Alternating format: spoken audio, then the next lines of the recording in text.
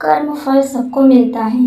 बेटा बनकर, बेटी बनकर, दामाद बनकर और बहू बनकर कौन आता है जिसका तुम्हारे साथ कर्मों का लेना देना होता है। लेना देना नहीं होगा तो नहीं आएगा। एक फौजी था, उसके माँ नहीं, बाप नहीं थे, शादी नहीं की, बच्चे नहीं, भाई नहीं, बहन नहीं। अकेला ही कमा कमा के पैसा फौज में जमा करता जा रहा था। थोड़े दिन में एक सेठ जी जो फौज में माल सप्लाई करते थे, उनसे फौजी का परिचय हो गया और कुछ दिन में दोस्ती भी हो गई। सेठ जी ने कहा, जो तुम्हारे पास पैसा है वो उतने के उतने ही पड़ा है, तुम मुझे दे दो, मैं कारोबार में लगा दूं तो पैसे से पैसा बढ़ जाएगा, इसलिए तुम मुझे दे दो। फौजी ने सेठ जी को पैसा दे दिया। सेठ जी ने कारोबार में लगा दिया। कारोबार उनका चमक गया, खूब कमाई होने लगी, कारोबार बढ़ गया। थोड़े ही दिन में बॉर्डर पर लड़ाई छिड़ गई। लड़ाई में फौजी घोड़ी पर चढ़कर लड़ने गया। घोड़ी इतनी बदतमीज थी कि जितनी जोर जोर से लगाम खींचे उतनी ही तेज भागे। खींचते खींचते उसके गलफर तक कट गए, लेकिन वो दौड़कर दुश्मनों के गोल घेरे में जाकर खड़ी हो गई। दुश्मनों ने एक ही वार किया और फौजी मर गया, घोड़ी भी मर गई। अब सेठ जी को मालूम हुआ कि फौजी मर गया तो सेठ जी बहुत खुश हुए। उसका कोई वारिस तो है नहीं, अब ये पैसा किसी को नहीं देना पड़ेगा। अब मेरे पास पैसा भी हो गया, कारोबार भी चमक गया, लेने वाला भी नहीं रहा। तो सेठ जी बहुत खुश हुए। तब तो कुछ ही दिन के बाद सेठ जी के घर में लड़का पैदा हो गया। अब सेठ जी और भी खुश हुआ, कहा कि भगवान की बड़ी दया है, खूब पैसा भी हो गया, कारोबार भी हो गया, लड़का भी हो गया, लेने वाला भी मर गया। सेठ जी बहुत खुश हुए। वो लड़का होशियार था, पढ़ने में समझदार था। सेठ जी ने उसे पढ़ाया लिखाया। जब पढ़ लिख कर बड़ा हो गया तो सोचा कि अब ये कारोबार संभाल लेगा, चलो अब इसकी शादी कर दे।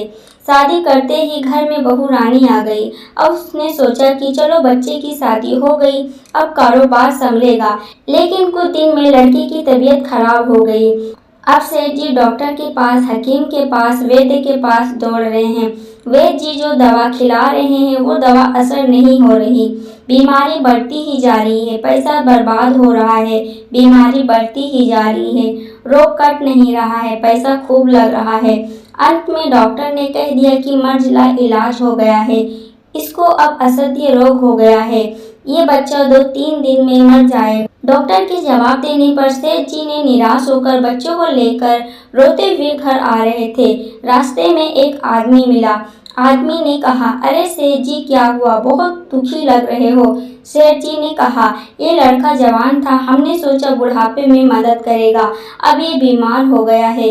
बीमार होते ही हमने इसके इलाज के लिए खूब पैसा खर्च किया, जिसने जितना मांगा उतना दिया, लेकिन आज डॉक्टर ने जवाब दे दिया, अब ये बचेगा नहीं, असह्य रोग हो गया है, ला इलाज मर्ज है, अब ले जाओ घर, 2-3 दिन में मर जाएगा। आदमी ने कहा, अरे सेठ जी तुम क्यों दिल छोटा कर रहे हो, मेरे पड़ोस में वैद्य जी दवा देते हैं, 2 आने की पुड़िया खाकर मुर्दा भी खड़ा हो जाता है, जल्दी से तुम वैद्य जी के दवा ले आओ। सेठ जी दौड़ कर गए, 2 आने की पुड़िया ले आए और पैसा दे दिया। दवाई की पुड़िया बच्चे को खिलाई, बच्चा पुड़िया खाते ही मर गया। अब सेठ जी रो रहे हैं, सेठानी भी रो रही है और घर में बहू रानी और पूरा गांव भी रो रहा है। गांव में शोर मच गया कि बहू रानी की कमर जवानी में टूट गई। सब लोग रो रहे हैं। तब तक एक महात्मा जी आए। उन्होंने कहा, भाई ये रोना धोना क्यों है? लोग बोले, सेठ का एक ही जवान लड़का था, वो भी मर गया, इसीलिए सब लोग रो रहे हैं, सब दुखी हो रहे हैं। महात्मा बोले, सेठ जी रोना क्यों? सेठ, महाराज जिसका जवान बेटा मर जाए वो रोएगा नहीं तो क्या करेगा? महात्मा, तो आपको क्यों रोना? सेठ, मेरा बेटा मरा तो और किसको रोना? महात्मा, उस दिन तो आप बड़े खुश थे। सेठ, किस दिन? महात्मा, फौजी ने जिस दिन पैसा दिया था। सेठ, हाँ, कारोबार के लिए पैसा मिला था तो खुशी तो थी। महात्मा, और उस दिन तो आपकी खुशी का ठिकाना ही नहीं था। सेठ, किस दिन? महात्मा, अरे जिस दिन फौजी मर गया था, सोचा कि अब तो पैसा भी नहीं देना पड़ेगा, माल भी बहुत हो गया, कारोबार खूब चमक गया, अब देना भी नहीं पड़ेगा, बहुत खुश थे। सेठ, हाँ महाराज, खुश तो था। महात्मा, और उस दिन तो आपकी खुशी का ठिकाना ही नहीं था, पता नहीं कितनी मिठाइयाँ बट गई होगी। सेठ, किस दिन? महात्मा, अरे जिस दिन लड़का पैदा हुआ था। सेठ, महाराज लड़का पैदा होता है तो सबको खुशी होती है, मैं भी खुश हो गया, तो इसमें क्या बात? महात्मा, उस दिन तो खुशी से आपके पैर जमीन पर नहीं पड़ते थे। सेठ, किस दिन? महात्मा, अरे जिस दिन बेटा ब्याहने जा रहा था। सेठ, महाराज बेटा ब्याहने जाता है तो हर आदमी खुश होता है, तो मैं भी खुश हो गया। महात्मा, तो तब इतनी बार खुश हो गए तो जरा सी बात के लिए रोना क्यों रो रहे हो? सेठ, महाराज ये जरा सी बात है, जवान बेटा मर गया है, ये जरा सी बात है। महात्मा, अरे सेठ जी वही फौजी पैसा लेने के लिए बेटा बनकर आ गया।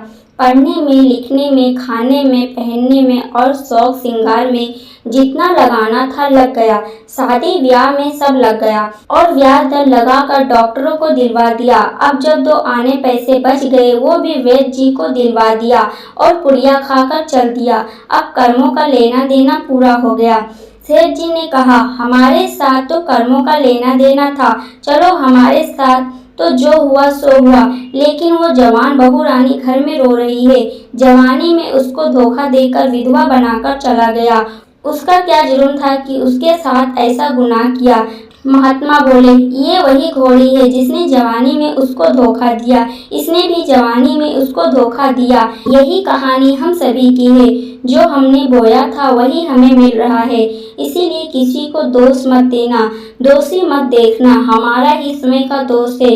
इंद्रियों की हर क्रिया में और मन के विकल्पों के कहते परवाह के कल में उसके मात्र ज्ञान दृष्ट रहकर अपने स्वभाव में रहने का पुरुष प्रथा करना ही हमारा एकमात्र कर्तव्य है। आगाम वेद शास्त्रों और पुराणों के साथ साथ सभी साधु संतों का कहना है कि यही संसार कर्मों का लेखा जोखा है।